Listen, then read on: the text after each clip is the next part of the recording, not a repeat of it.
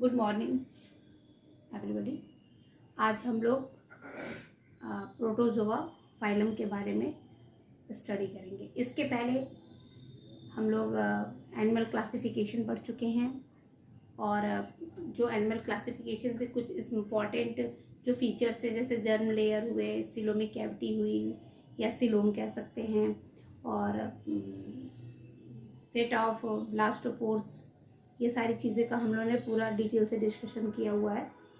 उसको आप लोग 1 बाय 1 करके देखिएगा, ठीक है। लेकिन जैसे भी आप लोग नोट्स वगैरह बनाएंगे तो सबसे पहले आप एनिमल क्लासिफिकेशन से स्टार्ट करेंगे, ठीक है। तो वो आपका फिर अपने देखते रहिएगा, अपने सिलेबस के अकॉर्डिंग आप लोग अपने नोट्स मेंटेन करते रहिएगा, ठीक है। तो आज हम फर्स्ट फाइलम, एक चीज़ हम पहले और बता दें, जैसे कि मैंने इससे पहले भी लेक्चर बताया कि विटिकर सर के अकॉर्डिंग हम लोग 5 किंगडम क्लासिफिकेशन उन्होंने दिया था, जिसमें मोनरा, प्रोटिस्टा, फंजाई, प्लांटी और एनिमिलिया थे, ठीक है। तो हमने वहां से एक प्रोटिस्टा को, जैसे एक जो प्रोटोजोआ है, ठीक है, प्रोटोजोआ को फाइलम प्रोटोजोआ में रखने के लिए इन्होंने क्या किया था विटकर सर ने, कि इसको एक अलग फाइलम में ही इसको डाल दिया। प्रोटिस्टा को, जो प्रोटिस्टा थे, जैसे कि मैंने आपको बताया कि उन्होंने 5 किंगडम क्लासिफिकेशन दिया, जिसमें उन्होंने क्या था मोनरा दिया, प्रोटिस्टा दिया, फंजाई दिया, प्लांटी दिया और एनिमिलिया, ठीक है। ये 5 इन्होंने दिया। कितने? विटकर सर ने। आप मेरे उसको एनिमल क्लासिफिकेशन वाले में देखो, ठीक है। तो जो प्रोटिस्टा इन्होंने दिया, प्रोटिस्टा को इन्होंने एक अलग फाइलम बना दिया जिसको प्रोटोजोआ कहा जाता है, उसमें इन्होंने इसको रख दिया, ठीक है। तो प्रोटोजोआ हमारा फर्स्ट फाइलम है, ठीक है। चूंकि हमको नॉन कॉर्डेटा हम लोग इस समय पढ़ रहे हैं, ठीक है। इसके बाद आपके सिलेबस में कॉर्डेटा भी है, ठीक है। तो नॉन कॉर्डेटा में मेनली हमको जैसे कि फाइलम है, तो उनके पहला फाइलम हमारा क्या है, इसमें प्रोटोजोआ है, ठीक है। दूसरा पॉरीफेरा है, तीसरा आपका सिलेंटेटा है, चौथा आपका प्लेटीहेल्मिन्थीज है, एस्केहेल्मिन्थीज है, ठीक है। फिर आपका आर्थ्रोपोडा है, फिर एनिलिडा है, ठीक है। फिर मोलस्का है, फिर इकाइनो डर्मेटा है। तो 1 2 3 4 5 6 7 8 9, ठीक है। तो पहले क्या हुआ करता था कि 9 फाइलम हुआ करते थे, ठीक है। क्या? Protozoa, Porifera, Coelenterata, Platyhelminthes, Aschelminthes, Arthropoda, Annelida, Mollusca और इकाइनोडर्मेटा, ठीक है। इन 9 हुआ करते हैं। लेकिन बाद में क्या हुआ कि सिलेंटेटा से एक और क्लास बाहर की तरफ एराइज हो गई, जिसको टीनोफोरा कहा जाता है। किसको कहा जाता है? टीनोफोरा, ठीक है। तो इस तरीके से कितने हो गए? 10 फाइलम हो गए। यानी कि हम लोगों को इस नॉन कॉर्डेटा में 10 फाइलम की स्टडी करनी है। पहला प्रोटोजोआ, दूसरा पॉरीफेरा, तीसरा सिलेंटेटा, चौथा आपका टीनोफोरा, फिर आपका प्लेटीहेल्मिन्थीज 5वां, 6वां आपका एस्केहेल्मिन्थीज, 7वां आपका आर्थ्रोपोडा, फिर उसके बाद आपका हो गया एनिलिडा, फिर हो गया आपका मोलस्का और लास्टली आपका क्या हो गया? इकाइनोडर्मेटा। तो कितने हो गए? ये 10 फाइलम हो गए। और 10 फाइलम के जनरल कैरेक्टर पढ़ने हैं हमको। इन 10 फाइलम के हमको जनरल कैरेक्टर के साथ साथ क्लासिफिकेशन भी पढ़ना है, और साथ ही इनमें जो स्पेसिफिक एनिमल्स दिए होंगे, उन एनिमल्स के बारे में डिटेल उसका क्लासिफिकेशन, मतलब उसका लाइफ, उसके कैरेक्टरिस्टिक और उसका लाइफ साइकिल वगैरह के बारे में हमको डिटेल से स्टडी करनी। तो आज हम लोग शुरू कर रहे हैं फाइलम प्रोटोजोआ, यानी कि हमारा पहला फाइलम जो है वो प्रोटोजोआ है, ठीक है। तो इसको भी आप लोग नोट कर लीजिएगा कि किस सीक्वेंस में आपको पढ़ना है, और आपके पास सिलेबस भी होगा, आप उसमें भी देख सकते हैं, ठीक है। तो ये हमारा रहा आपका 10 फाइलम के बाद। आज हम पहला फाइलम शुरू करते हैं प्रोटोजोआ। नाम से ही आपसे लगता है कि प्रोटोजोआ ग्रीक के 2 वर्ड से मिला है। एक है आपका प्रोटोस और एक होता है जूअस, ठीक है। प्रोटॉन्स का मतलब होता है फर्स्ट और जूस मतलब एनिमल, यानी कि प्रोटोजोआ ऐसे एनिमल्स थे जो फर्स्ट टाइम एनिमल की श्रेणी में या एनिमल के रूप में हमें दिखाई दिए। First animal is a protozoa. इसी के नाम पे ही इनका नाम प्रोटोजोआ रखा गया, ठीक है। और पहली बात, ये फर्स्ट प्रोटोजोअन्स जो थे, फर्स्ट यूनिसेलुलर जो थे, आपके यूकैरियोटिक है। ये बहुत इंपॉर्टेंट फीचर है कि सबसे पहला यूकैरियोटिक ऑर्गेनिज्म कौन था। तो सबसे पहला यूकैरियोटिक ऑर्गेनिज्म आपका प्रोटोजोआ था। और ये है क्या, यूनिसेलुलर। यूनिसेलुलर का मतलब जिसकी की सारी एक्टिविटीज होती एक ही सेल में कंप्लीट होती हो, सारी फिजियोलॉजी, मतलब आपका फीडिंग ले सकते, डाइजेशन ले सकते हो, एक्सक्रीशन कर सकते हो, रिस्पायरेशन कर सकते हो, सर्कुलेशन, इनकी all physiological activities are completely into one cell. ठीक, क्योंकि एक ही सेल के अंदर हो रहा है इसलिए इसको यूनिसेलुलर यूकैरियोटिक ऑर्गेनिज्म कहते हैं। बहुत इंपॉर्टेंट फीचर है। ठीक, दूसरी चीज कि इसमें जो होता है आप देख रहे होंगे कि अगर हम किसी एक मान लीजिए मैं यहाँ पे मैं ये आपको यूग्लिना का स्ट्रक्चर बना दिया मैंने। ठीक है, देखिए ये मैंने यूग्लिना का मान लीजिए स्ट्रक्चर बना दिया, तो आप देखेंगे कि यूग्लिना वन सेल है, तो इसके अंदर क्या होगा, ये सारे के सारे प्रोटोप्लाज्म होगा। किसे प्रोटोप्लाज्म कहते हैं, किसे क्या कहते हैं, साइटोसॉल कहते हैं। इसके लिए आपको हमारा मेरा वीडियो है सेल इंट्रोडक्शन होगा या सेल करके होगा, कि वहां पे मैंने आपको पूरा एक सेल के बारे में पूरा डिटेल से बता रखा है। तो वो आप वीडियो एक बार देख लीजिएगा, तो वहां से आपको क्लियर हो जाएगा कि प्रोटोप्लाज्म किसको कहते हैं, साइटोप्लाज्म किसको कहते हैं, और क्या बोलते हैं साइटोसॉल किसको कहते हैं। वहां पे आपके थोड़े से कॉन्सेप्ट क्लियर हो जाएंगे। तो चूंकि ये पूरा का पूरा क्या है, प्रोटोप्लाज्म है। ठीक है, प्रोटोप्लाज्म के अंदर इसके प्रोटोप्लाज्म ही इसका क्या है, ओरिजिन का है। इसके अंदर प्रोटोप्लाज्म ही इसका बेस से कह सकते हो। इसलिए इसको कहा जाता है कि जो प्रोटोजोआ है उसका प्रोटोप्लाज्मिक ग्रेड ऑफ ऑर्गेनाइजेशन होता है। मतलब इसका ऑर्गेनाइजेशन कहाँ से है, प्रोटोप्लाज्म ही है, मेन प्रोटोप्लाज्म है। तो इसलिए इसको कहा जाता है प्रोटोप्लाज्मिक ग्रेड ऑफ ऑर्गेनाइजेशन। देखिए यहाँ पे लिखा है चौथे पे देखिए आपने यहाँ पे लिखा है कि प्रोटोजोस क्या है, प्रोटोप्लाज्मिक ग्रेड ऑफ ऑर्गेनाइजेशन। इनके अंदर क्या है, प्रोटोप्लाज्मिक ग्रेड ऑफ ऑर्गेनाइजेशन है। मैंने एक और बताया था कि ये प्रिमिटिव होते हैं, माइक्रोस्कोपिक होते हैं, यूनिसेलुलर और यूकैरियोटिक है। ये यूनिसेलुलर है मतलब एक सेल के हैं, और यूकैरियोट्स है। ठीक है, सबसे इंपॉर्टेंट कि एक गोल्डफस नाम के एक साइंटिस्ट थे, इन्होंने सबसे पहले टर्म दिया था, इन्होंने ही कहा था प्रोटोजोआ।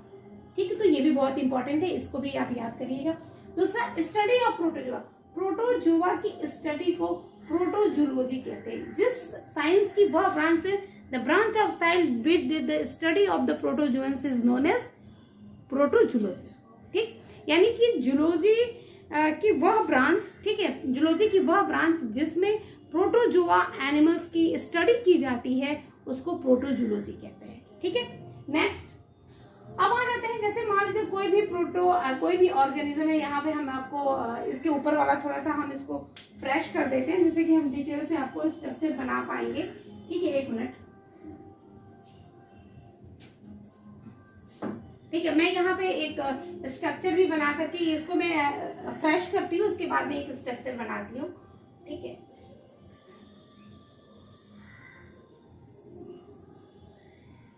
जैसे मैं एक ये बॉडी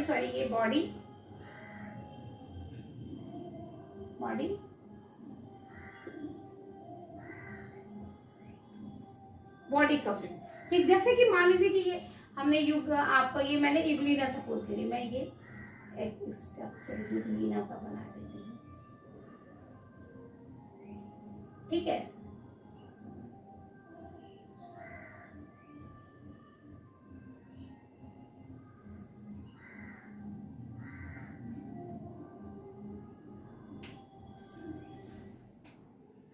यूग्लिना। तो इसने कहा कि इनकी बॉडी की कवरिंग कैसी होती है, तो इनकी जो बॉडी की कवरिंग होती है इसको पेलिकल कहते हैं।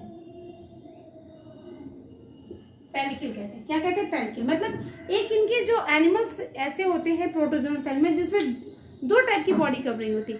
एक तो होती है कि प्रोटीन्स की बनी होती है, और एक सिल्डेड होते हैं। सिल मतलब जैसे कि आप पढ़ चुके हैं, मोलस्क वगैरह पढ़ेंगे, कैल्शियम कार्बोनेट की उनके ऊपर सिल्ड पाया जाता है। उसी तरीके कुछ प्रोटोजन जो सिल्डेड होते हैं, ठीक है, और कुछ के ऊपर क्या होते हैं, प्रोटीनिशियस कवरिंग होती है, जिसको हम लोग पेलिकल कहते हैं। यानी कि पेलिकल किसका बना जाता है, प्रोटीनिशियस सब्सटेंस का बना होता है, जिसमें पैरामीशियम आ जाते हैं, यूग्लिना आ जाते हैं, और सिल प्रोटोजोन से बहुत ही इंपॉर्टेंट है, डिफ्यूजिया आ जाएगा, एसेला आ जाएगा, बहुत सारे हैं। एक आपका आ जाता है एक्टिनो फ्रेरली है। ठीक है, ऐसे करके बहुत सारे ऑर्गेनिज्म आपके इसमें आते हैं। Number of nucleus. ठीक, अब जैसे कि जो प्रोटोजोन्स होते हैं उनमें बहुत सारे न्यूक्लियस पाए जाते हैं, ठीक है। कुछ किसी में एक पाए जाते हैं, किसी में 2 पाए जाते हैं, किसी में 2 से ज्यादा पाए जाते हैं। तो उसके बेस पे इनको 3 कैटेगरीज में किया गया, यूनिसेलुलर, सॉरी यूनिन्यूक्लिएट, बाईन्यूक्लिएट और मल्टीन्यूक्लिएट। ऐसे ऑर्गेनिज्म जिनके में एक न्यूक्लियस पाया जाता है उसको यूनिन्यूक्लिएटेड ऑर्गेनिज्म कहते हैं, जैसे अमीबा एंड यूग्लिना। अमीबा, और देखा यहाँ पे बनाया भी है कि ये न्यूक्लियस है, ठीक है। तो अमीबा और यूग्लिना में ये किसका स्ट्रक्चर है, यूग्लिना का, ठीक है। यूग्लिना में और क्या बोलते हैं उसमें, अमीबा में एक न्यूक्लियस पाया जाता है, ठीक है। और बाईन्यूक्लिएटेड ऐसे ऑर्गेनिज्म जिनमें के 2 न्यूक्लियस पाए जाते हैं, ठीक है। जैसे आप एक और मैं आपका बता देती हूँ, जैसे पैरामीशियम है, ठीक है, ये ऐसे स्ट्रक्चर होता है। जब हम डिटेल से पढ़ेंगे पैरामीशियम के बारे में तो वहां पे हम आपको बताएंगे, ठीक है, कि इसमें कितने पाए जाते हैं, 2 न्यूक्लियस पाए जाते हैं। ये एक होता है ऐसे,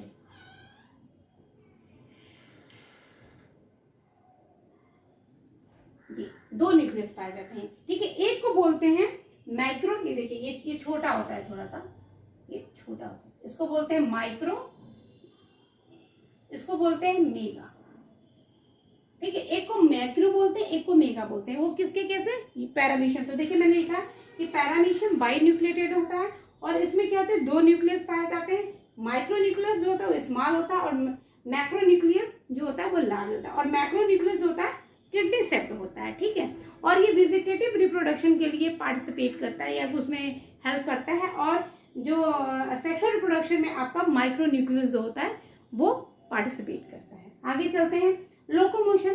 देखिए लोकोमोशन, आप प्रोटोजोन्स में जितने ऑर्गेनिज्म है इनमें लोकोमोशन पे भी बड़े डिफरेंट टाइप के ऑर्गेनिज्म है। इनके लोकोमोशन ऑर्गन्स भी डिफरेंट है। जैसे कुछ में फ्लैजिला है, कुछ में सीलिया है, किसी में सीडोपोडिया है, किसी में एब्सेंट है, ठीक है। तो देखिए इसी के बेस पर, और आपको बता दें इसी के बेस पर लोकोमोशन ऑर्गन के बेस पे ही आपके प्रोटोजोआ का क्लासिफिकेशन भी किया गया, वो हम आगे पढ़ेंगे, ठीक है। तो लोकोमोशन के बेस पर, लोकोमोशन क्या है कि ऐसे ऑर्गेनल्स या ऑर्गन्स जो उनके मूवमेंट में हेल्प करें। किसमें, मूवमेंट में। लोकोमोशन तो मूवमेंट में, उनके मूव करने में जो ऑर्गन्स हेल्प करते हैं उनको लोकोमोटरी ऑर्गेनल्स कहते हैं या ऑर्गन्स कहते हैं, ठीक है। जैसे फ्लैजिला, अभी मैंने ये देखिए यूग्लिना का मैंने बना रखा है, ये क्या है, ये देखिए ये क्या है, यूग्लिना का, ये फ्लैजिला है।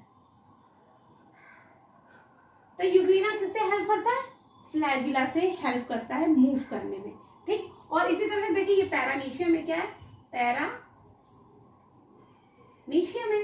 अब इसमें क्या होता है, ऐसे इनके चारों तरफ ऐसे पाए जाते हैं स्ट्रक्चर। अभी हम जब पैरामीशियम के बारे में डिटेल से बताएंगे, और यहाँ बड़े बड़े होते हैं पैरामीशियम नीचे की तरफ, इसको क्या कहते हैं, सीलिया, ठीक है। तो इसी तरीके से फ्लैजिला आपका यूग्लिना में आप देख रहे हैं क्योंकि वो फ्लैजिला से मूव करता है, ठीक है। सीलिया जो होता है पैरामीशियम से मूव करता है, ठीक है। और सीडोपोडिया जो होता है आपका, सीडोपोडिया आपका अमीबा, जैसे ये है अमीबा का मैं स्ट्रक्चर ऐसे। अब ये सीडोपोडिया, क्या सीडोपोडिया है, ठीक है। जैसे सीडोपोडिया का मतलब होता है कि मतलब कि क्या, फॉल्स फूट, जो झूठा पैर होता है, जो बनता रहता है, बिगड़ता रहता है, इसको फॉल्स फूट भी कहते हैं, ठीक है। आगे मोड ऑफ न्यूट्रिशन। न्यूट्रिशन का मतलब होता है कि वो किस टाइप का फूड को कैसे फीडिंग करते हैं, क्या टाइप है उनको फीडिंग करने की या क्या भोजन लेने की उनकी क्या प्रक्रिया, उसी को न्यूट्रिशन कहते हैं ना, पोषण, आप लोग पोषण, ठीक है हिंदी में। तो न्यूट्रिशन वो किस तरीके से करते हैं, होलोजोइक। होलोजोइक मतलब, जोइक का मतलब एनिमल, जब वो एनिमल के जैसे फूड को लेते हैं तो उसको हम लोग कहते हैं होलोजोइक।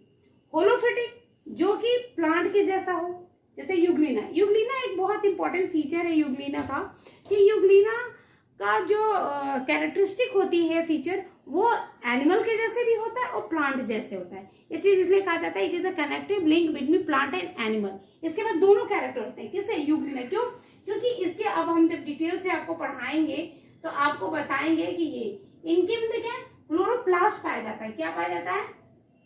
क्लोरोप्लास्ट।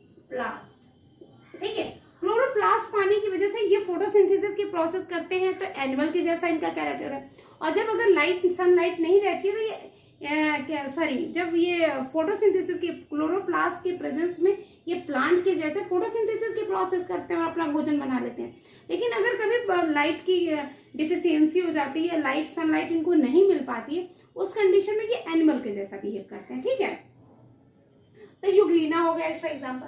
पैरासिटिक, ठीक है, पैरासाइट्स, कुछ ऑर्गेनिज्म ऐसे भी हैं प्रोटोजोआ के कि क्या करते हैं, वो डिजीज कॉज करते हैं। ठीक है, इनका देखिए मैंने इसीलिए प्लस माइनस एसोसिएशन लिखा, यानी कि एक के लिए तो फायदेमंद है, प्लस का मतलब एक के लिए तो फायदेमंद है बट दूसरे के लिए नुकसानदायक, उसको डिजीज कॉज कहते हैं। ठीक है, जैसे एक एंट एमीबा हिस्टोलिटिका है, ठीक है, या प्लाज्मोडियम है।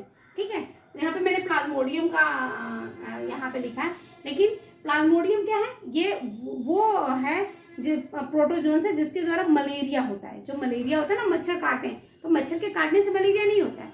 मलेरिया क्या होता है कि मच्छर इज द वेक्टर, वाहक होता है उसको स्प्रेड करने का, बट ये फैलता है किसकी वजह से? प्लाज्मोडियम के। और प्लाज्मोडियम क्या है? प्रोटोजोन से।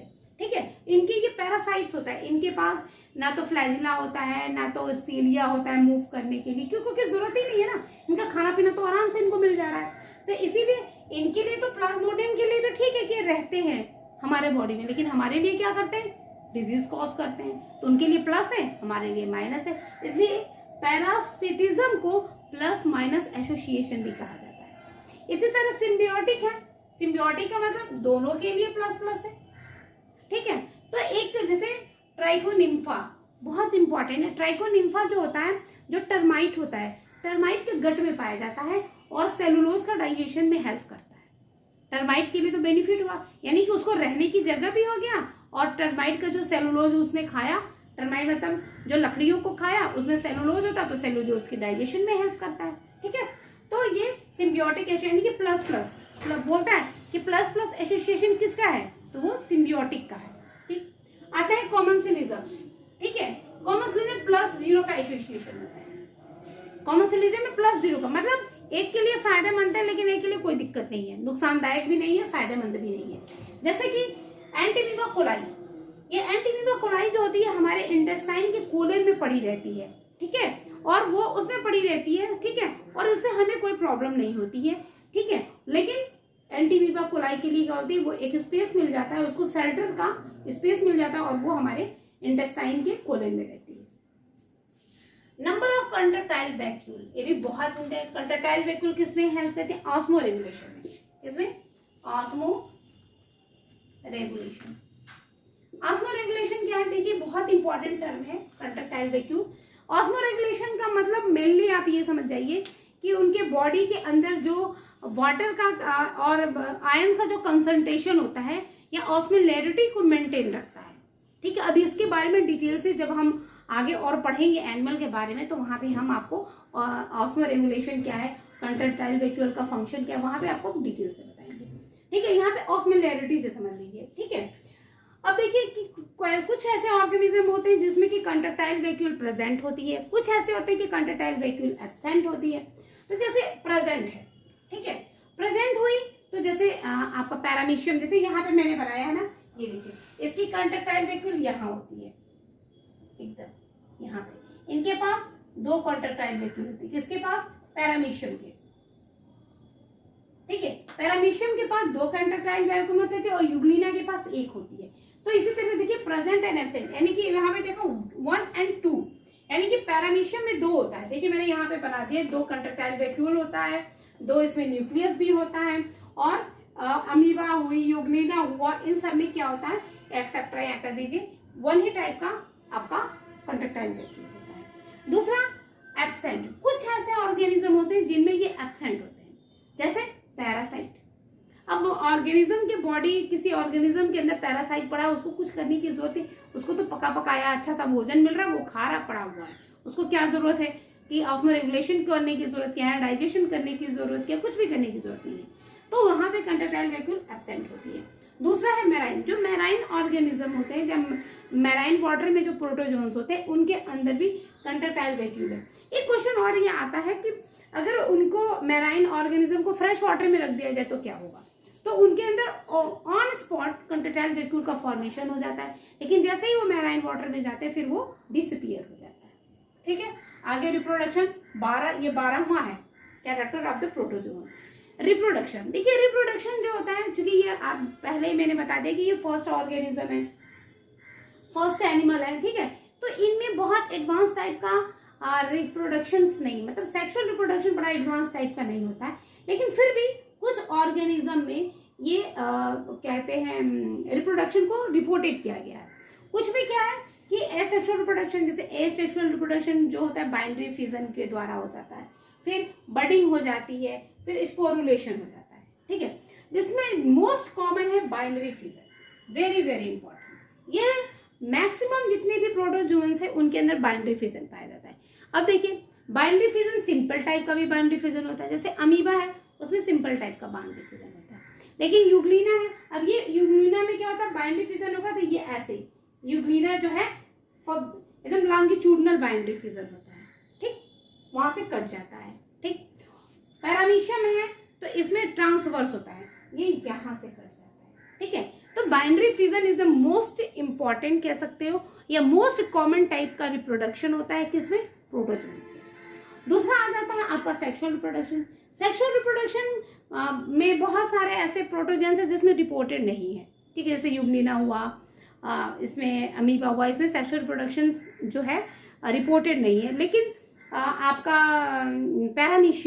पैरामीशियम में सबसे पहले सेक्सुअल रिप्रोडक्शन यहाँ पे रिपोर्टेड किया गया था, और वो भी कॉन्जुगेशन। तो यहाँ पे देखिए सेक्सुअल रिप्रोडक्शन में मैंने 2 लिखा है, कॉन्जुगेशन एंड गैमेटोगेमी। देखिए कॉन्जुगेशन जो होता है वो पैरामीशियम का सेक्सुअल रिप्रोडक्शन का फीचर है, जब पैरामीशियम पढ़ाएंगे तो इसके बारे में डिटेल से बताएंगे। और दूसरा गैमेटोगोनी, वो प्लाज्मोडियम होता है। प्लाज्मोडियम है तो कि मलेरिया प्रोटोजोन जो मलेरिया कॉज करते हैं, तो उनमें जो होता है गैमेटोगोनी होता है। और ये बता दें बहुत इंपॉर्टेंट भी है, एग्जामिनेशन पॉइंट ऑफ व्यू से प्लाज्मोडियम बहुत इंपॉर्टेंट है। क्वेश्चन आता है कि गैमेटोगोनी कहाँ पाई जाती है, तो ये एक ऐसी स्टेज है गैमेटोगोनी प्लाज्मोडियम की जो एनिमल में भी है, मतलब एनिमल सेंस कहने का मतलब है कि इसके प्राइमरी होस्ट ह्यूमन स्पिंग और सेकेंडरी होस्ट जो है आपका क्या बोलते हैं मॉस्किटो, ठीक है, एनाफिलिस मॉस्किटो फीमेल, ठीक है, ठीक है, तो दोनों में पाया जाता है गैमेटोगोनी, ठीक है। तो ये आपका पूरा जनरल फीचर्स है प्रोटोजोआ का, ठीक।